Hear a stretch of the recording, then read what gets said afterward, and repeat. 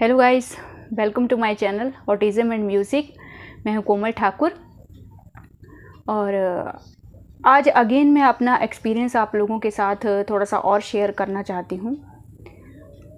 यानी कि मैं शेयर करना चाहती हूं कि ये जो मेरी जर्नी है, इस जर्नी में क्या क्या इंसिडेंट हुए या फिर क्या क्या चीज़ें हुई जिन्होंने मुझे इतना स्ट्रॉन्ग बनाया कि आज अगर मैं अपने अंदर झांकूं तो मुझे थोड़ा भी इस बात का डर नहीं लगता है कि मेरा बेटा ऑटिस्टिक है, या ऐसे लगता है कि मतलब अब कोई टेंशन नहीं है। तो सेम चीज़ जो मैं महसूस करती हूँ, आई थिंक मुझे लगता है कि आपको भी, आपके अंदर भी वो एक तरह से जो स्ट्रॉन्ग, आपको भी उसी तरह से जो अपने अंदर अपने आप को एक स्ट्रॉन्ग फील करना चाहिए। तो मुझे लगा कि ये थोड़ा सा और मुझे शेयर करना चाहिए, क्योंकि बहुत सारे लोग कमेंट्स में मैं देखती हूँ, ऑब्वियसली ऑटिज़म है तो टेंशन तो है, डिप्रेशन तो है, सब कुछ है, लेकिन फिर भी कुछ लोगों के कमेंट्स मुझे सच में बहुत ही ज़्यादा इमोशनली थोड़ा सा हर्ट करते हैं। जब मैं फ़ील करती हूँ कि वो लोग किस डायरेक्शन में सोच रहे हैं, किस डिप्रेशन में जा रहे हैं, तो गाइस अब मेरे अंदर ये फीलिंग आती है कि क्यों, ना तो आप लोगों की कोई गलती है, ना हमारे बच्चों की कोई गलती है, किसी की भी कोई गलती नहीं है। तो फिर हम लोग क्यों एक नॉर्मल ज़िंदगी ना जिए? क्यों? हालांकि कोई भी हम लोगों को इस चीज़ के लिए फोर्स नहीं करता है। हम इस ज़िंदगी को अपने आप चूज़ करते हैं। खुद बाहर नहीं जाना है, बच्चे को बाहर नहीं ले जाना है, एम्बैरेस हो जाएंगे इस चीज़ से डरना है, कोई भी अपना इंटरेस्ट या शौक़ किसी चीज़ में इंटरेस्ट नहीं रहता है। ऑटिस्टिक बच्चे की वजह से पेरेंट्स भी काफ़ी हद तक ऑटिज़म के अंदर ही आ जाते हैं। तो मैं ये क्वेश्चन पूछती हूँ गाइस कि कोई भी चीज़ आप लोगों को या हम लोगों को फोर्स तो नहीं करती है कि हम ऐसी लाइफ चुने अपने लिए। कोई भी नहीं फोर्स करता है हम लोगों को, सिर्फ ये सिचुएशन फोर्स करती है आपको। जो कुछ भी आप फील करते हो, जिस चीज़ का भी आपको डिप्रेशन होता है, वो सिर्फ आपके दिमाग का वहम है गाइस। आपके किसी भी रिलेटिव को, आपके समाज को, किसी को भी इस चीज़ से लेना देना नहीं है। एक्चुअली जिस चीज़ का हम लोग प्रेशर लेके रखते हैं, वो चीज़ एक्चुअल में एग्जिस्ट करती ही नहीं है। ये चीज़ मैंने बाद में आके रियलाइज़ की, लेकिन मैं चाहती हूँ कि आप लोग पहले ही रियलाइज़ करो। ये आपको डिसाइड करना है और ये आप ही डिसाइड करते हो कि आपको चार दीवारी की ज़िंदगी चाहिए या फिर जो आज़ादी आपका हक है, जो नॉर्मल लाइफ जीना आपका हक है और आप बेफिक्र होके जी सकते हो, आपको कौन सा रास्ता चूज़ करना है। तो सबसे पहले गाइस मैं आपके साथ शेयर करती हूँ कि जब अर्नव 5 ईयर से नीचे था या 6 ईयर के नीचे था, तब हमारे साथ क्या होता था। ये जो आप लोग कमेंट्स में लिखते हो ना कि मैं कम्प्लीटली ब्रेक हो चुकी हूँ या फिर कुछ, तो मतलब मैं नहीं बोलना चाहती हूँ, आप लोग फिर से हर्ट हो गए। आप ये सुनिए, फिर आप डिसाइड कीजिए कि आपको अपनी लाइफ को किस डायरेक्शन में लेके जाना है। तो जब अर्नव 6 ईयर से नीचे था, 4-5 ईयर्स का था, 2 ईयर्स तक फिर भी सब अच्छा था। वो बहुत अच्छा सोशली करता था, अच्छा था, हम लोगों को भी अच्छा लगता था कि हाँ एक बच्चा है, नॉर्मल ही फील होता था। उसके बाद 2 से 6 या 7 साल की एज के बीच में इतना एम्बैरस हम लोगों को भी होना पड़ता था पब्लिक प्लेस पे जाके। बहुत सारी सिचुएशंस ऐसी हुई, उस सिचुएशन के बाद तो लगता था कि नेक्स्ट डे तो हम लोग घर से बाहर निकलेंगे ही नहीं, इस हद तक हालत ख़राब हो जाती थी। स्कूल में, पब्लिक प्लेस पे एक इंसिडेंट मैं आपको सुनाती हूँ जो मेरे हस्बैंड के साथ हुआ था। वो उसको घुमाने कहीं लेके गए थे। तो जैसे ही वो वहाँ पे ट्रैम्पलिन होता है एक तरह का, वो बड़ा सा, उसके ऊपर अर्नव खेल रहा था। तो एक नॉर्मल बच्चा भी उसके साथ खेल रहा था। तो अर्नब को एक्चुअली शायद अर्नब उस टाइम क्या करता था, अर्नब बच्चे को धक्का दे देता था। सोचो ऐसी हालत थी। उसके लिए बच्चे और टॉय में कोई फ़र्क नहीं पड़ता, कोई फ़र्क ही नहीं था। जैसे वो अपनी गाड़ी को ऊपर से नीचे गिराता है, वो बच्चे को भी गिराता था, बच्चे को भी धक्का दे देगा। वी डोंट नो कि वो किस वजह से करता था उन चीज़ों को, वो क्या फ़न के लिए करता था या उसको डिफरेंस समझ में नहीं आता था, लेकिन सही में वो भी बहुत डिस्ट्रक्टिव था उस एज में। तो उसकी मदर, नॉर्मल बच्चे की मदर जो है वो बहुत चिल्लाई, उसने बोला कि इसको बच्चे को बाहर निकालिए। तो फाइनली इसके पापा ने निकाल लिया। वो बहुत बोलने लगी कि अपने बच्चों को आप लोग कैसे परवरिश करते हो, क्या सिखाते हो अपने बच्चों को। बहुत लंबा चौड़ा भाषण दिया पब्लिक प्लेस पे, मॉल में। तो उसके पापा ने थोड़ा सा उसको बोला कि नहीं ये स्पेशल चाइल्ड है, लेकिन उसने बोला हाँ मेरे लिए मेरा बच्चा स्पेशल है। वो समझी ही नहीं कि वो स्पेशल किस तरीके से है एक्चुअली। फिर इसके पापा ने बोला कि वो ऑटिस्टिक है। उसी टाइम पे उसने मोबाइल फ़ोन पे निकाला और देखा ऑटिज़्म क्या होता है क्या नहीं होता है। फिर उसके बाद बोली तो ऐसे बच्चों को आप घर में बंद करके रखो और जब ये सीख जाएंगे तो उसके बाद इनको पब्लिक प्लेस में लेके आओ। तो एनी हाउ कैसे भी इसके पापा ने वो मैटर वहाँ पे सॉर्ट आउट किया। तो ऐसे इंसिडेंट आप देखो, जैसे ही मैं इसको शाम को प्लेग्राउंड में लेके जाती थी, प्लेग्राउंड में भी फिर वही हालत होता था। छोटे छोटे बच्चों को या कुछ भी, अब स्लाइड पे ऊपर चढ़ रहा है तो किसी को धक्का देगा, इतना डर, मतलब ऐसे ना हलक में ऊपर जान फंसी रहती थी कि कुछ ऐसा इंसिडेंट ना कर दे। ये सब हरकतें होती थी और भी बहुत चीज़ें होती थी जो मैं अभी तो वीडियो में मतलब थोड़ा मैं एक्सप्लेन भी नहीं करना चाहती हूँ इस चीज़ को, लेकिन आप थोड़ा सा आइडिया लगाइए कि जो चीज़ें आपके साथ हो रही हैं वही चीज़ें हमारे साथ भी होती थी। इवन स्कूल में, स्टार्टिंग में स्कूल में जब स्टार्टिंग का जो फर्स्ट ईयर था उसका स्कूल में, वहाँ पे क्या क्या सुनना पड़ा है और किस हद तक सुनना पड़ा है वो तो मैं एक्सप्लेन वो भी मैं नहीं कर सकती हूँ, क्योंकि स्कूल की रेपुटेशन भी थोड़ा डाउन होती है। हालांकि स्कूल ने बाद में बहुत ही अच्छा कोऑपरेट किया, उस बात की मुझे खुशी है, क्योंकि एंड अच्छा है तो सब ठीक है। तो मतलब स्ट्रगल तो मुझे वहाँ पर भी करना पड़ा, वहाँ पर भी मैं एम्बेरस हो रही हूँ। आपको पता ही है, मैंने आपके साथ शेयर किया था कि मैं एज ए शैडो टीचर अपने बच्चे के साथ बैठती थी स्कूल में। तो सुबह वो डिप्रेशन है, स्कूल में साथ में बैठना है वो डिप्रेशन है, उसका स्लो लर्नर है वो स्ट्रगल है, वो डर लगता था सीखेगा नहीं सीखेगा। उस टाइम पे तो उसको कुछ भी नहीं आता था। आज तो फिर भी वो रीडिंग राइटिंग करता है तो थोड़ा मन में हौसला होता है कि नहीं आगे भी थोड़ा कुछ कर लेगा। उस टाइम तो मुझे वो भी हौसला नहीं था, थोड़ा भी नहीं था। उसका बिहेवियर भी डिस्ट्रक्टिव है, वो अंडरस्टैंडिंग भी पुअर है, इंस्ट्रक्शन भी उसको फॉलो नहीं करना है, किसी का नहीं सुनना है। तो ये सब चीज़ें जब होती थी गाइस, तो आप सोचो कि हम लोग भी उसी स्टेज से गुजरे जहाँ से आप लोग गुजर रहे हो इस वक्त। लेकिन डिफरेंस क्या है गाइस कि हर पिछले दिन अगर वो कुछ चीज़ करता था ना, जैसे वो प्लेग्राउंड में कुछ डिस्ट्रक्टिव करता था या उसने कुछ ऐसा कर दिया, किसी बच्चे को धक्का दे दिया, तो मैं उसी टाइम पे वहाँ पे उसको डांट देती थी, वहाँ पे उससे सॉरी बुलवाती थी बच्चे को, और उसी टाइम में उसको घर ले जाती थी कि अभी तुम्हारा प्लेग्राउंड कैंसिल। नेक्स्ट डे इतना एम्बैरस होने के बाद मैं फिर से उसको प्लेग्राउंड में लेके जाती थी, लेकिन पूरे रास्ते में उसके दिमाग में मैं बोलती जाऊंगी कि बच्चे को धक्का देना है, बेबी को धक्का दोगे। वो मुंह से बोलता नहीं दोगे, नहीं दूंगा नहीं दूंगा। फिर जब वो बेबी के पास पहुंच जाता तो उसके हाथ फिर से ऐसे ऐसे कि मैं करूंगा, लेकिन मैं फिर से उसको नीचे से देखती रहती कि करना है तुमको तो चलो घर चलो, स्लाइड नहीं मिलेगा।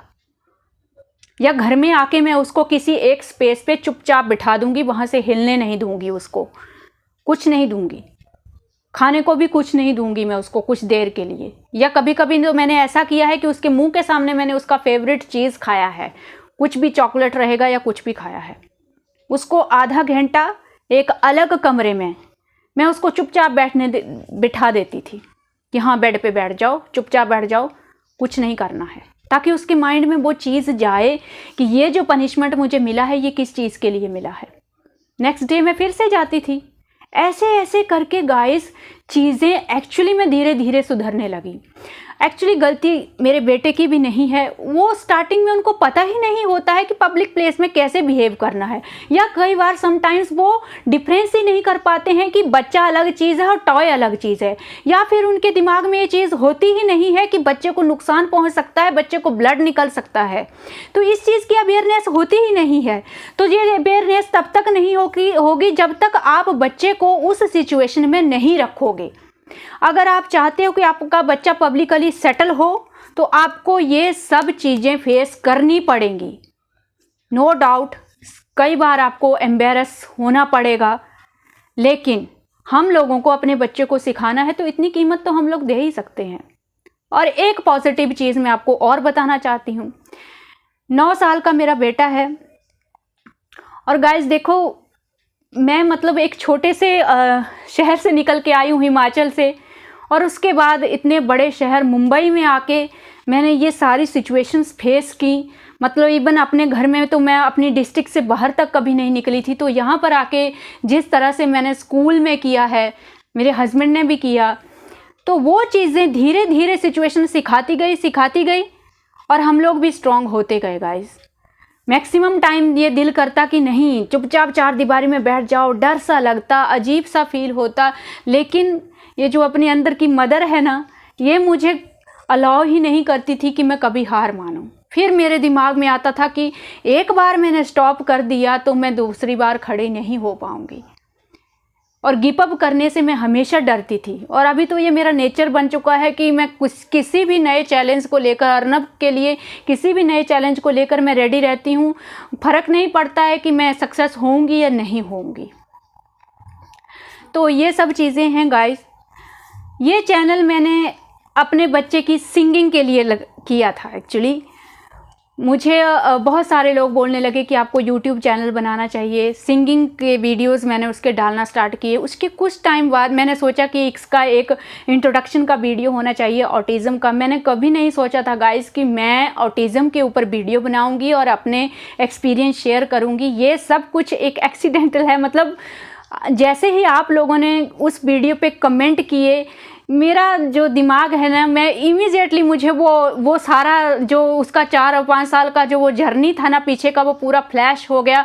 और वो जो आपके कमेंट में एक तड़प होती है ना, ये जानने की कि हाँ ऑटिस्टिक बच्चे कैसे होते हैं, क्या कैसे जीते हैं, क्या होगा इनका, वो सब मेरे दिमाग में घूमने लगा। और मुझे लगा कि नहीं, आप लोगों को थोड़ा सा मुझे एक्सपीरियंस शेयर करना चाहिए, कि ताकि जैसे अभी मैं थोड़ा सा रिलैक्स हूँ, अपना बच्चा मेरा थोड़ा इम्प्रूव हो चुका है, आप लोग थोड़ा सा उस एक्सपीरियंस को समझें और आप लोग थोड़ा रिलैक्स हो सको।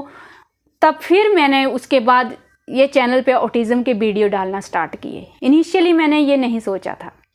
तो आज गाइस देखिए, उसका अर्नब का पब्लिक का वो जो मैंने पहले बताया, वो मैंने आपको बताया उसका नेगेटिव बिहेवियर, जो उसका 4 या 5 या 6 साल की एज तक चला। हाइपर एक्टिविटी, डिस्ट्रक्टिव बिहेवियर, कुछ नहीं सुनना है, कुछ भी कर देगा एक्सीडेंटली, कुछ भी। तो आज के अर्नब को आप देखोगे तो अर्नब जब भी किसी मॉल में जाता है, वो अपनी पूरी सेफ्टी रखता है। उसको पता है कि मॉल में कैसे पेरेंट्स के साथ ही चलना है, इधर उधर नहीं भागना है। अगर कोई चीज़ उसको खानी है तो उसको फ्री में नहीं मिलेगी। स्टार्टिंग में वो सीधा शॉप के सामने खड़ा हो जाता था और सीधा मतलब है हाथ आगे कैसे ऐसे कर देगा, तो या कुछ भी चीज़ उठाने की कोशिश करेगा। तो ये सब उसको लाइव एक्सपीरियंस हुए हैं। समटाइम्स उसको शॉपकीपर ने हमारे सामने डांटा है कि क्यों टच कर रहे हो अपने आप। तो क्या होता था कि 1-2 बार अर्नब वो डांट से डर गया और भाग के हमारे पास आ गया। फिर हम लोगों ने उसको समझाया कि ये लो पैसे, और पैसे लेके उसको हम लोगों ने भेजा और बोलो कि मुझे चिप्स चाहिए। तो 1-2 बार हार्डली हमने वो चीज़ उसको की। वो समझ गया कि पैसे लेना है और पैसे से मिल जाएगा, या फिर मम्मी पापा को बोलना है, अपने आप टच नहीं करना है, नहीं तो अंकल डांटते हैं। तो ये भी रिसर्च में देखा गया है कि मैक्सिमम टाइम अगर बच्चे आपकी बात नहीं मानते हैं तो उसको वो रिज़ल्ट फेस करने दो। उसके अगर वो सेफ़ हैं, अगर अनसेफ है, डेंजर है तो नहीं करेंगे। अगर कोई डेंजर नहीं है तो आप वो कॉन्सिक्वेंस उस बच्चे को फील करने दीजिए, एक्सपीरियंस करने दीजिए। तब वो जो उस चीज़ को समझता है तो वो चीज़ थ्रू आउट द लाइफ उसके दिमाग में बैठ जाती है। आपको मैंने पहले एक और इंसिडेंट शेयर किया था उसका, वो पार्क में जहाँ पे वो बच्चों की आइज़ में मिट्टी डाल देता था अगर कोई झूले से नहीं उठेगा। उसके बाद एक बच्चे ने उसको धक्का दिया और मारा अच्छे से। तो फिर उसके बाद मैं आई थी तो मैंने उसको सिखाया था कि सॉरी बोलो और मुंह से बोलो भैया जी मुझे झूला चाहिए। तो फिर उसने वो धीरे धीरे फिर वो चीज़ एक्सेप्ट की और उस चीज़ को अपनाया और वो आज तक इस चीज़ को फॉलो करता है बहुत अच्छी तरह से। वो कभी भी किसी ग्रॉसरी स्टोर, अभी एक रिसेंट मैं आपको एक्सपीरियंस दिखाती हूँ। मतलब जैसे ही लॉकडाउन हुआ और मेरे हस्बैंड को भी एक्चुअली बीच में अभी 2-4 महीने पहले काम से बाहर जाना पड़ा 1 महीने के लिए। तो लॉकडाउन से पहले अर्नब क्या करता था, ग्रॉसरी स्टोर में हम लोग उसको ट्रॉली पे बिठा देते थे तो टेंशन नहीं होता था। लेकिन 2 साल हो गए और अभी वो बड़ा हो गया तो ग्रॉसरी स्टोर वाले भी अभी कंप्लेंट करते हैं कि अभी वो बड़ा हो गया तो ट्रॉली पे नहीं बैठना है। तो मुझे यही डर था कि अभी मुझे शॉपिंग तो करनी है, सामान तो मुझे लेना है, लेकिन अगर मैं इसे ट्रॉली पे नहीं बिठाऊंगी तो इधर उधर भागेगा या कुछ करेगा। इतना ज़्यादा टेंशन था मेरे दिमाग में। लेकिन उसके चलते मैं उसको ग्रॉसरी स्टोर में नहीं लेके गई, जो एक पूरा स्टोर है जहाँ पे सारा सामान मिलता था। इग्नोर करती रही मैं उसको, धूप में अलग अलग शॉप में जाके अलग अलग सामान खरीदो। फिर मुझे तो लगा कि नहीं ये तो पॉसिबल नहीं है, मुझे ग्रॉसरी स्टोर में जाना ही पड़ेगा। वहाँ पे भी इतना अच्छा मिरेकल हुआ गाइस। मैंने फर्स्ट टाइम उसको जब मैं लेके गई वहाँ पे अभी 3-4 महीने पहले, और मैंने उसको सिंपली 1-2 बार बोला कि अर्नब आपको ट्रॉली पे नहीं बैठना है, अभी बड़े हो गए हो, आप हैंड से ट्रॉली पकड़ो और चलाओ। मुझे बिलीव नहीं हुआ कि वो चुपचाप मान गया और ट्रॉली लेके सीधा अंदर गया, मेरे साथ शॉपिंग किया, सब्जी बैग में डाला, सारा सामान डाला। उसके बाद काउंटर पे जाके उसने ट्रॉली से सामान निकाल के ऊपर रखा, सारा बिलिंग हुआ। उसके बाद दोबारा से ट्रॉली में डाला और बाहर आके वो सामान मेरे बैग में डालने में भी हेल्प किया। तो मैं इमीडिएटली शॉक्ड रह गई कि मैं किस चीज़ की टेंशन ले रही थी। ये तो मतलब ये तो ईजिली मान गया इस चीज़ के लिए। तो अभी हम लोग ये चीज़ देख रहे हैं गाइस कि वो धीरे धीरे हम हस्बैंड वाइफ को कॉपी करना या इमिटेट करना सीख गया, हमारी एक्टिविटीज़ को इमिटेट करना सीख रहा है। हम जो डेली लाइफ में करते हैं, घर में करते हैं या बाहर करते हैं, उस चीज़ को वो इमिटेट करना उसने स्टार्ट कर दिया है। वो कब उसने देखा कि हम वहाँ बिलिंग काउंटर पे क्या करते हैं, कब उसने देखा, वो कब ऑब्जर्व करता रहा, इसका मतलब उसने ये सब कुछ देखा है, दिमाग में बिठाया है। इससे पहले वो कभी नहीं करता था। अगर उसको ट्रॉली से नीचे आप उतारोगे वो इधर उधर भागेगा, इधर उधर का सामान उठाएगा, कुछ भी मुंह में डालेगा। हालत थी। हाँ, जो मैंने आपके साथ शेयर किया है आपको पूरी तरह से मैं समझती हूँ कि अभी श्योर हो जाना चाहिए कि हम लोगों का जर्नी भी आप लोगों के जैसे सेम था, लेकिन हम लोग हमेशा एफर्ट करते रहे। हम लोगों ने कभी भी गिव अप नहीं किया, उसको कभी किसी चीज़ से नहीं रोका। एम्बेरस होने के बाद भी हम लोगों ने उसको पब्लिक प्लेस पे ले जाना कंटिन्यूस रखा और उसके हम लोगों को बहुत ही अच्छे रिजल्ट्स मिले। अर्नब बहुत ही अच्छी तरह से समझ रहा है। अब जब वो पार्क में बच्चों के बीच में भी खेल रहा है, वो वहाँ पर भी इमिटेट करने का कोशिश कर रहा है कि बच्चे कैसे खेल रहे हैं, उनमें इंटरेस्ट लेना स्टार्ट कर रहा है। पूरा वो छोटे छोटे बच्चों का वो अभी सेफ्टी भी देखता है। ये चीज़ बहुत ही अच्छी है कि जैसे हम लोग उसको पहले समझाते रहते थे कि बेबी को टच नहीं करना है, बेबी को धक्का नहीं देना है, वो चीज़ उसके दिमाग में बैठ गई कि बेबी जो है उसको मुझे हमेशा प्रोटेक्ट करना है, उससे मुझे बच के निकलना है, ध्यान रखना है कि उसको चोट ना लगे। तो ये सब चीज़ों का वो अब ध्यान रख रहा है। तो ये सब देख के ऑब्वियसली मुझे बहुत खुशी होती है, बहुत रिलैक्स होता है। और अगर ये सब चीज़ें आ रही हैं गाइज़, तो अगर उसमें अंडरस्टैंडिंग कम भी है या और कमियां हैं भी गाइज़, तो अब मुझे फ़र्क नहीं पड़ता उन चीज़ों से। अगर वो एक वेल बिहेव पर्सन अगर बनता है लाइफ में, खुद की सेफ्टी करना जो वो समझ जाता है, अपनी डेली रूटीन्स वो खुद करना सीख जाता है, तो ठीक है। तो अभी हम लोग अपनी लाइफ को फुल एंजॉय करते हैं गाइज़। वो भी बहुत एंजॉय करता है एक्चुअली। वो ऐसा बच्चा नहीं है कि वो जस्ट अपने में लॉस्ट रहे या अंदर ही रहना चाहे। वो एक ऐसा पर्सन है जिसको लोग चाहिए, जिसको अपनी लाइफ एंजॉय करनी है। अभी तक वो एक्साइटमेंट में कभी कभी बाहर थोड़ा सा मिसबिहेव करता है, अभी भी करता है। तो जैसे पहले की कमियां दूर हो गई, तो ये जो अभी कुछ बची हैं ये भी बाद में दूर हो जाएंगी। इतना तो मुझे बिलीव हो ही गया है अभी। तो ये चीज़ों को आप माइंड से बाहर निकाल दें गाइस। ये समाज हमसे है और हम भी इसी समाज का पार्ट है। जितनी इस समाज में बाकी लोगों की जगह है, बाकी लोगों के अधिकार हैं, हमारे भी उतने ही अधिकार हैं। और आप अपने आप को किसी भी गिल्ट में मत रखो। ये चीज़ अगर आप चाहते हो कि समाज आपको एक्सेप्ट करे, तो उससे पहले ज़रूरी है आप अपनी सिचुएशन को एक्सेप्ट करो, आप अपने बच्चे को उसी रूप में एक्सेप्ट करो जिस रूप में वो है। और एक और पॉजिटिव चीज़, समाज में अगर कुछ लोग ऐसे हैं जो समझना नहीं चाहते हैं, वहीं कुछ लोग मुझे ऐसे मिलते हैं जो बहुत ही अच्छा रिस्पॉन्स देते हैं। और ये जानकर आपको खुशी होगी कि ये जो अच्छा रिस्पॉन्स देने वाली जो एक जनसंख्या है समाज में, वो ज़्यादा है, और जो कम गंदा जो अच्छा रिस्पॉन्स नहीं देती है या कोऑपरेट नहीं करती है हमारे बच्चों को, वो जनसंख्या जो है वो बहुत रेयर है।